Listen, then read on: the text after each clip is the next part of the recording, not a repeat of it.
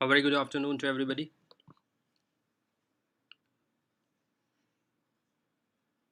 Good afternoon, ma'am.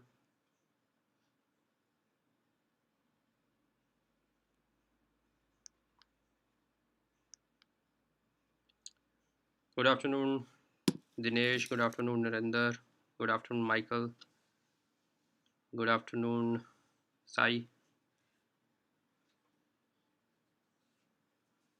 Nita is not here.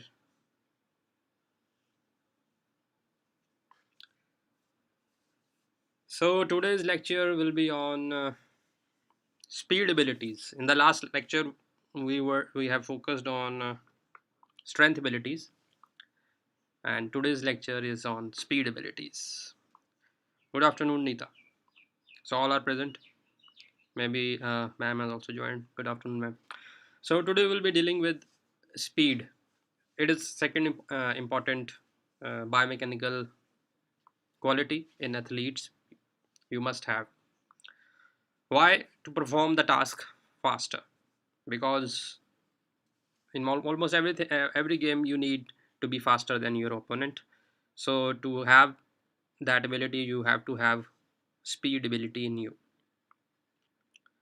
So this lecture will be focused how we can get this ability, what are the factors which are involved biomechanically to have this ability, and each detail about disability, focusing on the speed. Okay, now starting with the first slide, definition and its variable manifestations. So what is manifestations? Different demonstrations, because you can see speed in many things. So before that, what is the definition? Speed can be defined as an ability to perform a particular task faster, and it doesn't depend on what kind of movement you are doing.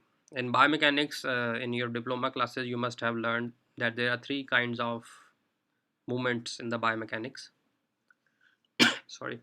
So first one is cyclic. When you do cyclic movement, which involves a cycle like running, sprinting, continuous movement. Second type of movement is single speed, when there is just one action like kicking a ball, throwing a ball, and it stops. That is a cyclic. And third one is combination, which involves both, like in the hockey you are dribbling the ball and running side by side. So no matter what kind of movement you are making, speed is defined as the ability to perform task faster via muscle contraction at maximum intensity.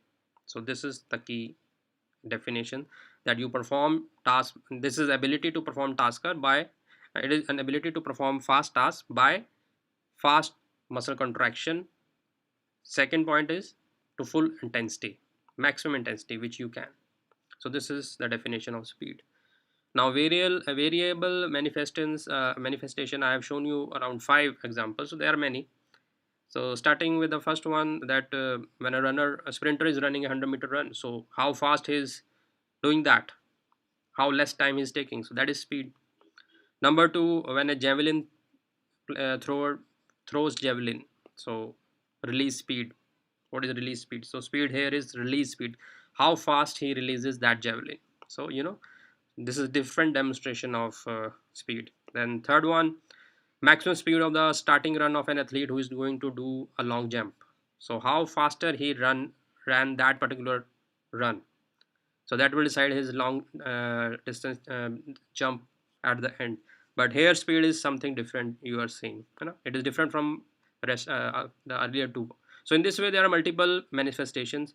Fourth one is speed of changing position of a middle player. It is, I'm talking about goalchi. For example, goalchi is there who is running here and there between middle to side.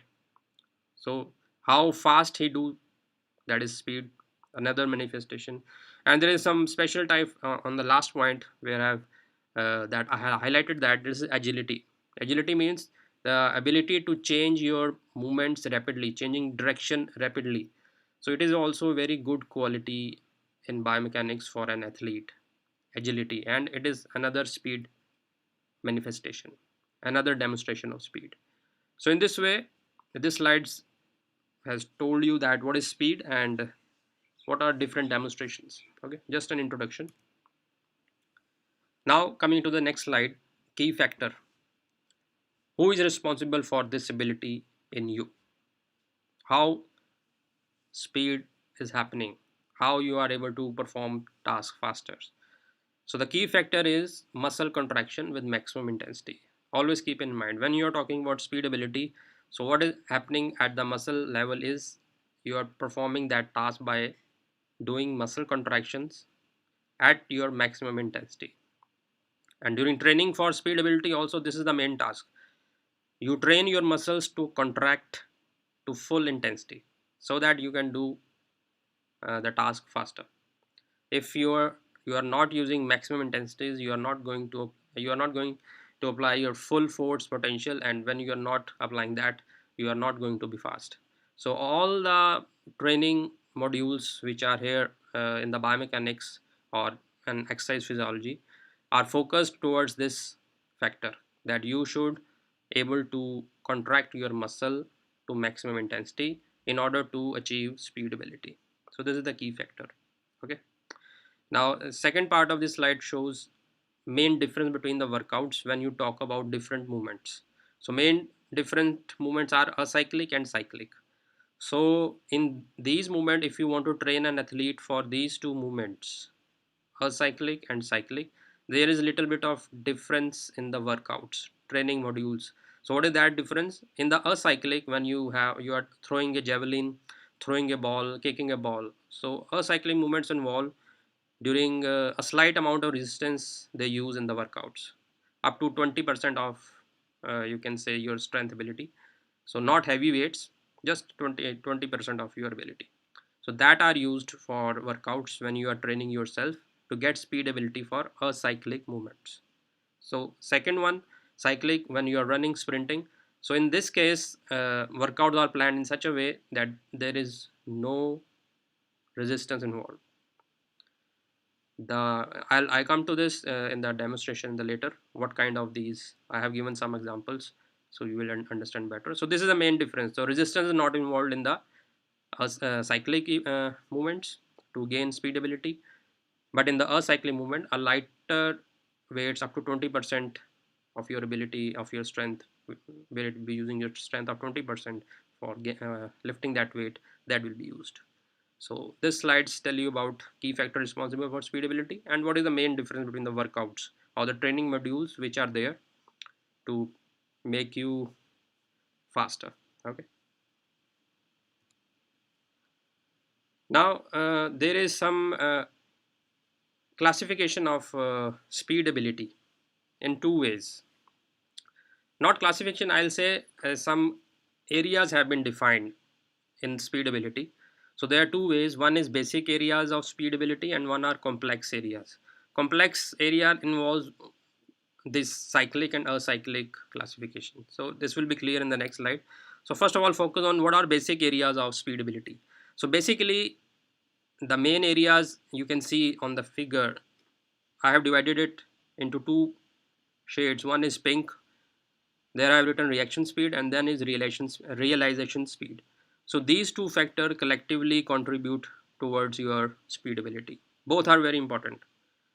Now what is reaction speed? Reaction speed is your response to stimulus. For example, in the sprinters are very attentive towards that firing of shot. As you hear that shot, you instantly start the movement. So that fraction of seconds of time when you respond to that gunshot, so that is your reaction speed, and this speed also contributes to your speed abilities total. Okay. So when you have not started the movement, so movement and so the pink area is your reaction speed. When you have not started the movement yet, you are just reacting to the stimulus. So this amount of time is known as the speed with which you do that reaction is known as reaction speed, and after reaction speed you perform the motor movement, so that is your realization speed. So both of these will contribute in your speed ability. So these are basic areas of speed ability. Okay. So in the end, I have defined reaction speed is manifested by speed as a reaction to a given stimulus. It can be clap, it can be whistle, it can be gunshot, anything which you use. Okay. So So it is understood as a time lasting from stimulus to the start of motor activity. So that particular time, how less it is, lesser the reaction speed time, more fast your reaction speed, and that will definitely contribute in totality in your speed ability. And this reaction speed most of the time is governed by your innate abilities which you have got by your genes, which you have already inside you. Okay, now coming to the complex areas of speed ability in the next slide. So complex area is almost same, just there is a further classification. What is the further? The first two things are same as basic areas. The third, go to third line where I have classified the movements. One is single speed movement, then we have cyclic speed, and third one is agility. These are all three different manifestation of speeds. So when we divide them, we got this areas, complex areas. I'll define all of these. So single speed movement is, you all know, where addition resistance there, you have to throw something in your hand like javelin or some ball or some shot, you have to throw it. So these movements are single speed movements, and speed ability to do that are classified in this area basically. Then orange area, cyclic speed, you're running, you're sprinting. And third is rapid change of movement, that last purple area, violet area, that is agility. So I have already defined all these. Now what is speed endurance at the last? So when you're these cyclic speed or agility, when you maintain your speed beyond 15 seconds of your time, so that beyond time of that ability to maintain that high speed after 15 seconds gets converted into speed endurance. So that is your quality of speed endurance, how you maintain after 15 seconds that high speed. So this ability is also very important, and it is known as speed endurance. So these are the complex areas of speed ability, and now I will define one by one. Most of them I have already defined, just for your summary. On the next slide you will see the definitions. So here are the definitions of complex areas of speed ability, which I have just shown you. So first one is cyclic speed. It is also known as locomotion speed. So it is understood that it is an ability to reach high frequency of cyclic movement. Your cycle frequency, the cycles which are there in your movement, in cyclic movement, frequency of that increases. So that speed increases. That is known as cyclic speed. And the time factor is up to 15 seconds. If you cross that limit of 15 seconds, then it becomes speed endurance. Okay, so you don't mention that part and mention this until 15 seconds. That is must, because before 15 seconds the frequency which you have is your cyclic speed. After that it becomes endurance. Okay, yeah, please keep this in mind. So cyclic speed is understood as an ability to reach high frequency of cyclic movement through muscle contraction. Muscle contraction with maximum intensity is always there, because that is a crucial feature. You have to do that, then you only you can get speed. Okay, this is cyclic speed. It is also known as locomotion speed. So always keep in your mind that cyclic speed is same as locomotion speed. Okay, then single speed or acyclic speed. So that is again to reach maximum speed of movement through without against a slight resistance, like throwing a ball. So this is single speed events, acyclic ones. Then agility is the rapid change of movement, I have already told you.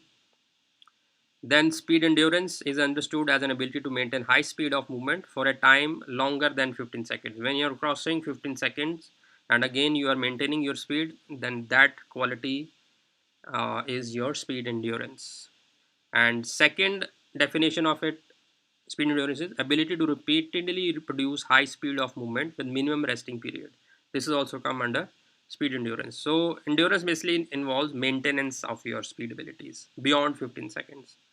And the last one here is a reaction speed, which is, I have already told you, that it is an ability to react to a stimulus. It could be stimulus, could be a clap, it could be a whistle. Any stimulus to which you react is known as reaction speed. Okay, so these are the areas which I have defined. I've shown you earlier. So in this way these are defined. Now next slide will let you know why it is very difficult to get this ability. Speed ability development is the most difficult task.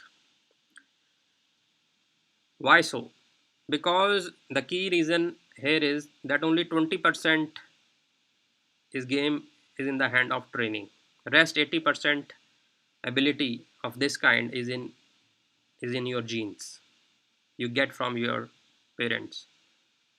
So that is the thing. That's why I have written it, and it is written in most of the book that speed ability is a very difficult task to attain because only 20% of the work or training or drills which we can use to make your ability. Rest 80% is in your genes. So these are the features we call it innate features and innate factors which you already have, and it depends which is present in which athlete. So these features are quality of central nervous system, how fast your certain central nervous system is. So that will definitely enhance your speed ability. Number two is the ability of your nervous system to control the speed of contraction and relaxation of muscles. So again, this is genetic. Third, ability of intermuscular coordination between antagonist and agonistic muscles. So these features are inborn, but only 20% in our hand we can train them so that you can attain this speed ability. So that's why it is written in many books that speed ability is very difficult to get, but you can get it because these features are there in you in most of them. So exceptions are there where nothing is, some amount of quality you get already, so we have to just enhance it. And predominance of fast muscle fibers, it is also there in some individuals, very high in number.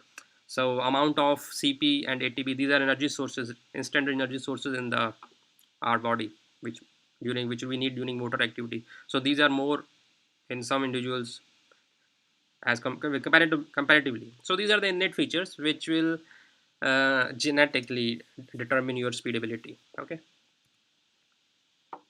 Now coming to the biomechanics part, what are the key biomechanical qualities which you develop in you and which will help you to get this feature in you, speed ability.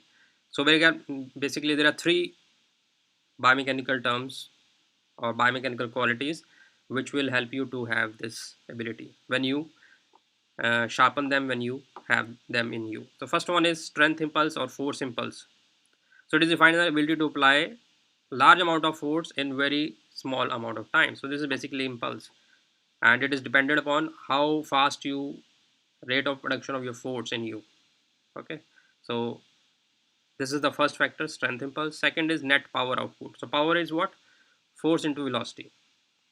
So more power output you are, faster, more force, more you are able to have this ability of speed. The second factor is net power output. I will discuss all of these factors in the games so you will understand very easily. And third one is stretch shortening cycle, SSC we call it, which represent a combination of eccentric muscle contraction and subsequent concentric muscle contraction. So this is the third factor which helps to gain this ability by use of elastic energy or strain energy, which I have discussed in that chapter. So that is also very crucial. This strain energy or elastic energy also helps to provide you these speed abilities in many rapid movements like running, jumping. So in that movements, this SSC allows you to be very fast if you utilize it accurately.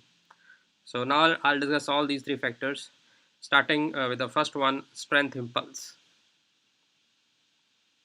Let the slide change. Yeah. So consider a sprinting activity, sprinters, when you are running very fast. So you basically, in running, when we talk of sprinting or running, focus on the figure on the right hand side. So mainly there are two phases. One is sport phase, single leg sports phase, and second one is takeoff phase when you are in the air. So you are running. So these two are very important with regard to strength impulse. So during sport phase, when you are on the one leg, the runner has only this amount of time, zero point 0.1 to zero point 0.2 seconds, to take off from the surface to do another flight phase. See, when he's on the one leg, then this time period is very fraction of time, that is you quantified as zero point 0.2 seconds, zero point 0.1 to zero point 0.2 seconds. So in that much time you have to develop that much force so that you can contract your muscles of your legs, knees, so that you can take off. Otherwise you won't be getting speed. You will get speed only then when you develop force in this amount of time. So within such short time, the athlete must apply high rate of force development as possible at takeoff. Whereas when you are not trained enough, you don't have that ability. So it takes time around zero point 0.6 to zero point 0.8 seconds. If you are not trained enough, you have not got that amount of speed in you. Then in general condition, you will have zero point 0.8 second you will take. But if you have undergone ballistic type of training, ballistic training is the main module which will help you to enhance strength impulse ability in you so that you can become, you have this speed ability. So by doing ballistic training modules, you can produce this amount of force in such a short span of time, zero point 0.1 to zero point 0.2 seconds, so that you can very fastly take off during running and become a good fast runner. So next graph will make it more clear. So this is a force time graph. So here you can see, now focus on the blue. The blue one is the untrained person. So, and now focus on the time, 200 milliseconds. This is the 0.2 seconds. This is the point where you want to have maximum force. Now if you are untrained, look at the blue, you are not getting that much force which is required to take off. So that you can only get when you are doing ballistic training. See the orange dashed. Even strength training cannot do that. See the difference between the black dotted and orange dotted. There is a lot of difference between the force application at same point. So highest force production is happening in the case of athlete who is undergoing ballistic training. So by ballistic training, he is sharpening his ability of this strength impulse so that he can produce that amount of force to get faster takeoff during running. So this is the advantage of strength impulse. So I hope this is clear. Now coming to second feature, biomechanical feature, that is power. Yeah, use of net power output in a game. Now for example, javelin throw. Here I am taking example of javelin throw. When you are throwing it, now the range of throw depends upon two basic parameters. You all know, you have studied projectile motion. So it depends upon the release angle and release speed. So we are not considering angle here. So forget that, because we are now focusing on speed. We'll be focusing on the release speed. Now release speed is a factor which will determine the range, because angle we are not considering right now. Okay. Now the reach release speed is related to net power output. What is your net power output? Higher the net power output, more will the speed, because power is equal to force into velocity. You all know. P equal to F into V. F you force applied, V is the velocity of your motion. Now you have also learned in the last lecture that, focus on the fourth point, that velocity of a movement and the force acting are inverse. I've told you, when you have applying more of the force, you are doing workouts which involves more of strength, you will lose velocity. And when we are doing it very fast, workouts which are very fast with a high velocity, you will have less force. So how can you get this net power output? Because if you do either of these two, you will lose either force or velocity. So the solution is, so that kind of workouts are planned where you use both the ends.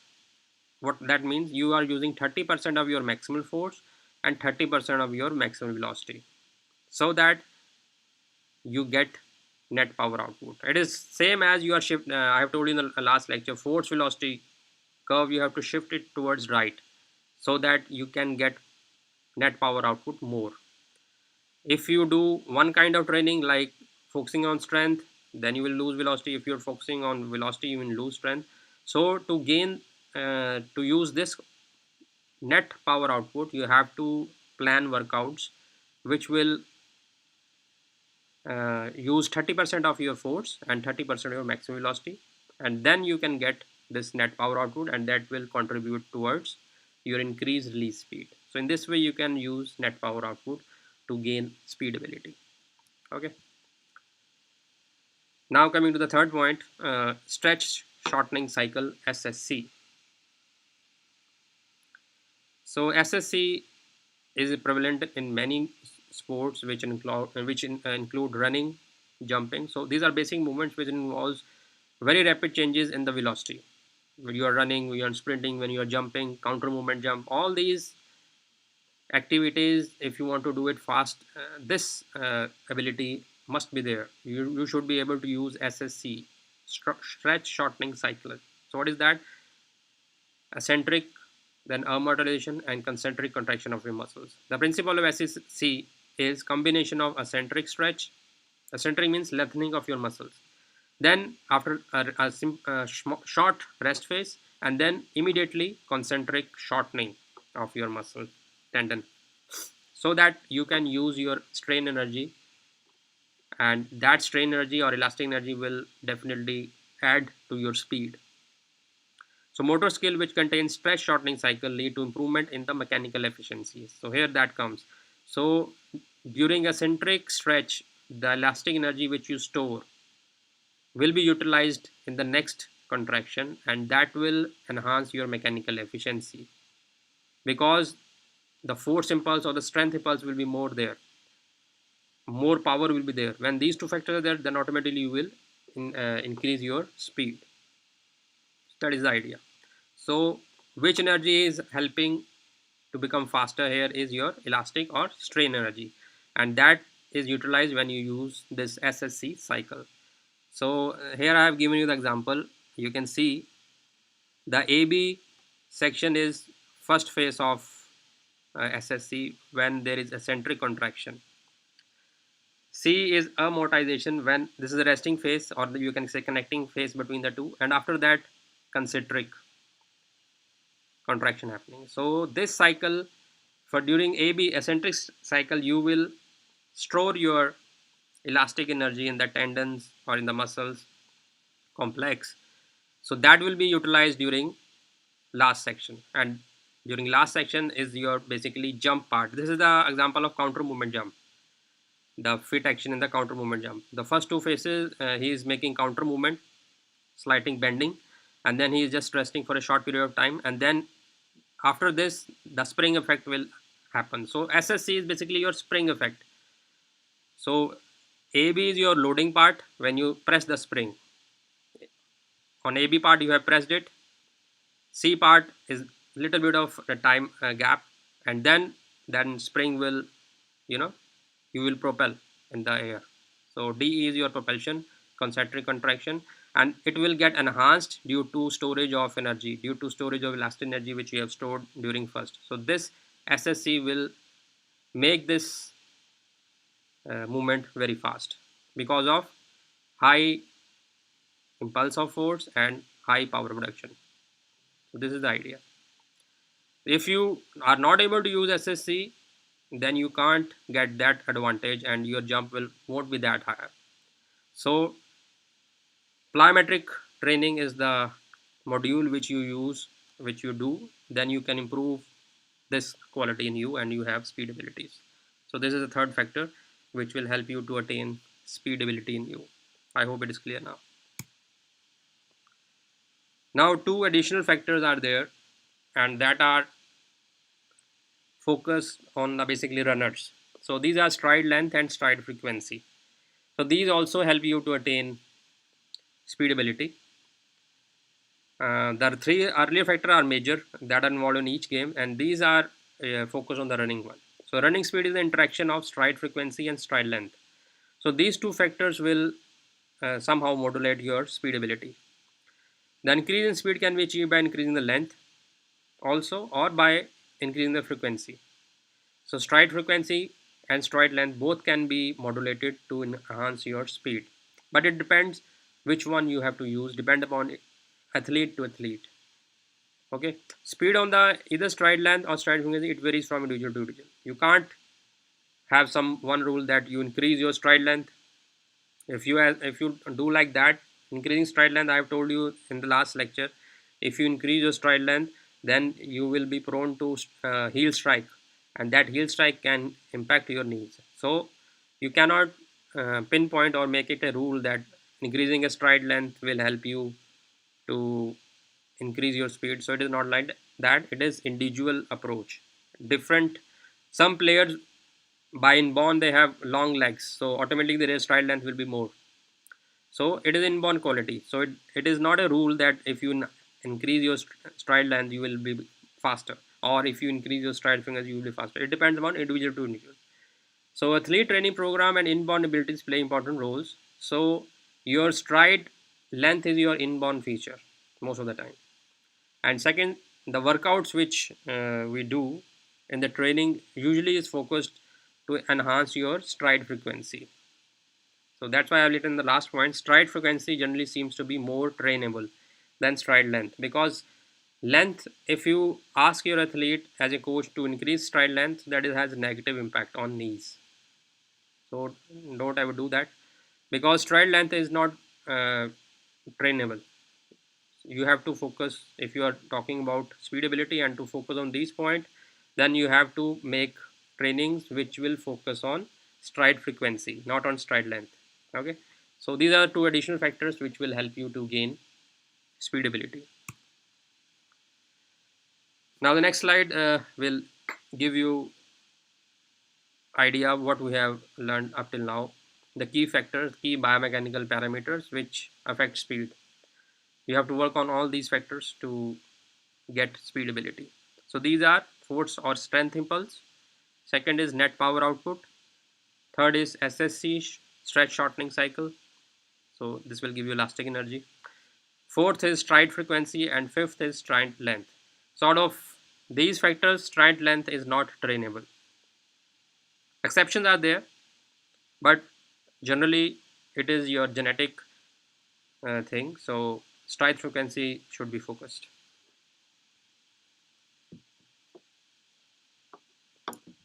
Now there are some methods they have defined, classification of methods to develop speed ability. So these five are the key parameters or key biomechanical features which you should work on. So how to work on them? So there are three methods to get these features in you.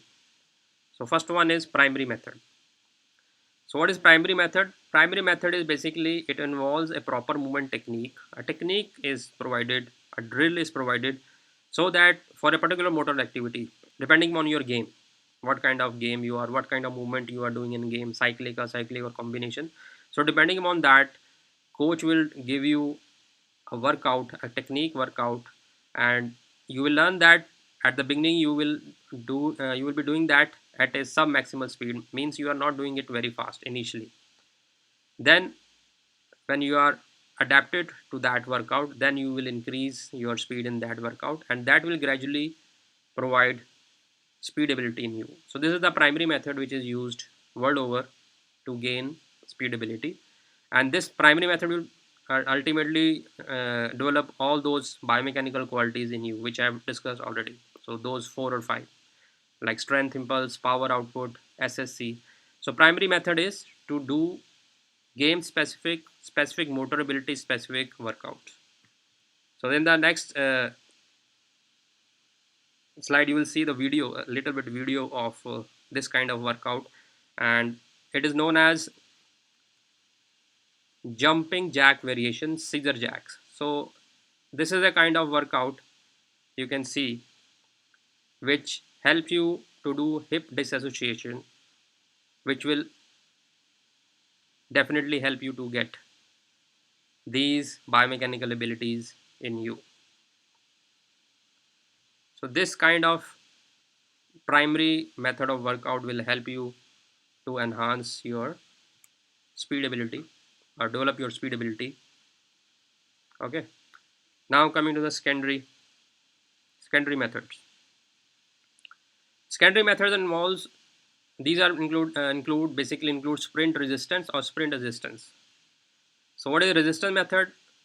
Resistance method is you include gravity resisted resistance, you provide little bit of running, for example uphill running, upstairs sprinting, and it focused on stride length.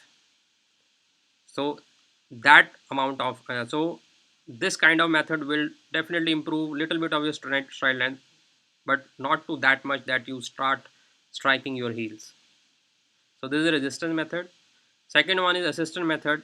When you assist your run. For example, sprint assist includes gravity assisted running, downhill running, high speed towing. So these kind of workouts mainly focused on stride frequency, and assistant methods are used most of the time, because I already told you that you should not focus on stride length. It is a genetic factor, but exceptions are there. I've told you, for those exceptions resistance method is there, but it is not recommended at all, because it can lead to knee injuries, because it can definitely, if you you cross your limit of stride length, you will definitely do heel striking, and that is very dangerous for your knees, because knees are not meant for absorption, shock absorption. So assistant method is used widely because it is focused on stride frequency, and these are secondary method to develop speed. And third one is contrast method, which involves both of combination of these resistant and assistant method to develop speed ability in you. Now tertiary methods are the third kind of methods which will develop these biomechanical uh, features in you. So first one is flexibility. So if you have flexibility, then you are fast. This is also a feature. So insufficient elasticity of skeletal muscle limits the athlete's speed abilities. If you are inelastic, you lack flexibility, then your skeletal muscles are unable to perform contraction at maximum intensity.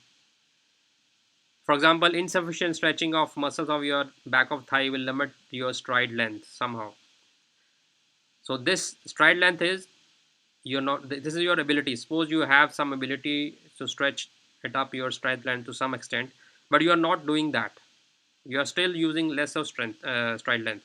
So the reason could be lack of flexibility. So by doing some resistance exercises or by doing some stretching exercises, that will optimally make you flexible so that you can use the range which you are capable of. So it is in this flexibility part, it is focused on the range which you are capable of. You are not going beyond your range. Okay, when you go beyond your range in stride length, you will injure your knees. Always keep in, always keep this in your mind. So in secondly, inadequate flexibility leads to incorrect foot posture, longer ground contact time. Contact time becomes more when you are contacting ground more, then you are having you are experiencing braking experience, so that will again decrease your speed. So flexibility is also very important. So stretching exercises are there to improve this.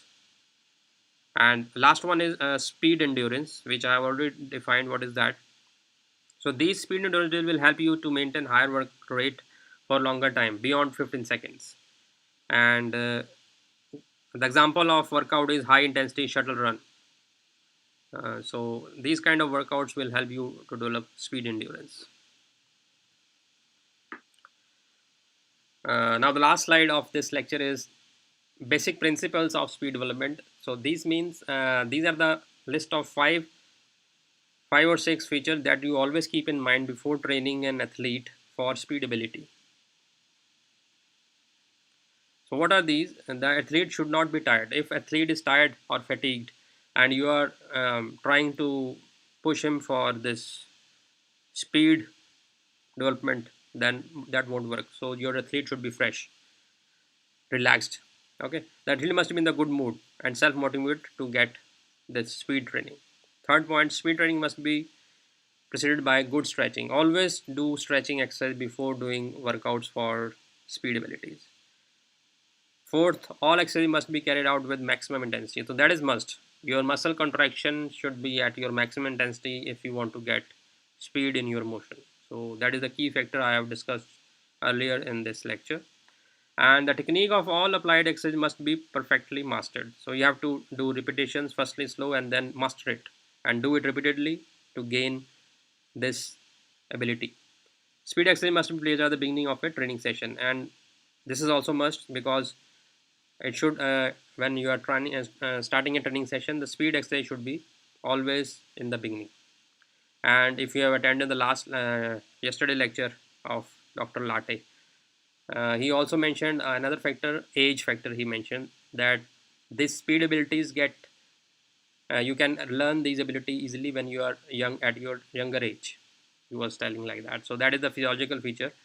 So that you also keep in mind that younger you are, better you can learn or develop these speed abilities in you, according to physiology. And I would told you today that 80% of that this this is innate part. That is genes, because there are many factors like CNS involved, muscle fibrils are involved. So all these will contribute to this speed development thing. So that's it for today. So if you have any questions, you can write it and please share your experience. So this is all about speed ability. Thank you.